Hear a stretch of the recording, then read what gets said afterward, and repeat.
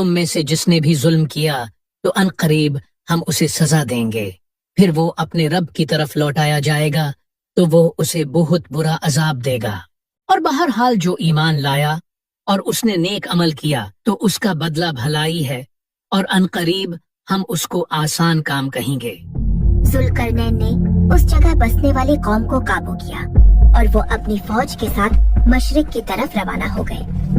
وہ اس راستے پر سفر کرتے ہوئے ایک ایسی جگہ پہنچے جو سورج کے طلوع ہونے کی جگہ تھی۔ وہاں انہوں نے ایک ایسی قوم کو دیکھا کہ جن کے لیے اللہ نے سورج سے کوئی آڑ نہیں رکھی تھی۔ میں تم لوگوں کو خدائے یکتا پر ایمان لانے کی دعوت دیتا ہوں، وہ خدا کی جس نے تمہیں پیدا کیا۔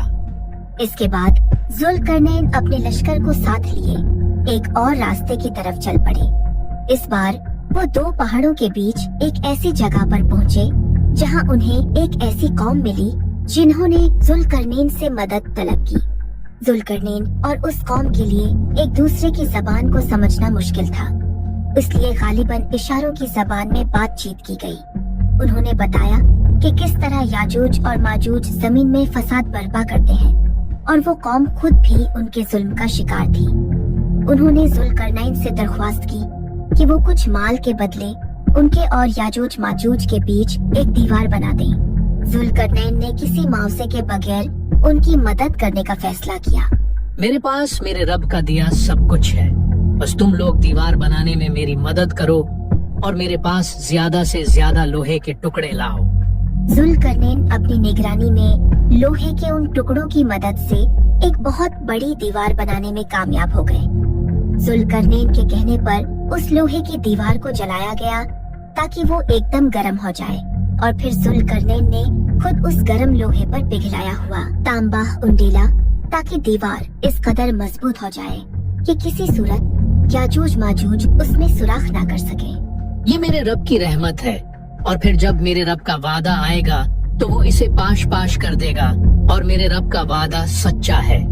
یاجوج اور ماجوج روز اس دیوار کو چاٹتے ہیں اور اسے توڑنے کی ہر ممکن کوشش کرتے ہیں، لیکن اللہ دیوار کو بھر دیتا ہے۔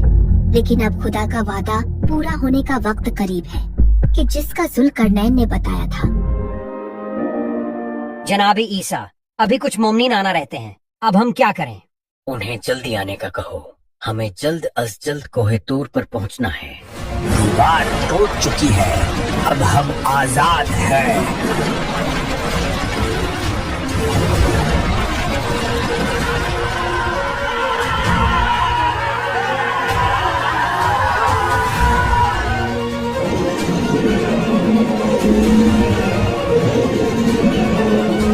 جلدی بھاگو، وہ ہماری ہی طرف آ رہے ہیں۔ وہ چاروں طرف سے پہاڑوں سے نیچے اتر رہے ہیں۔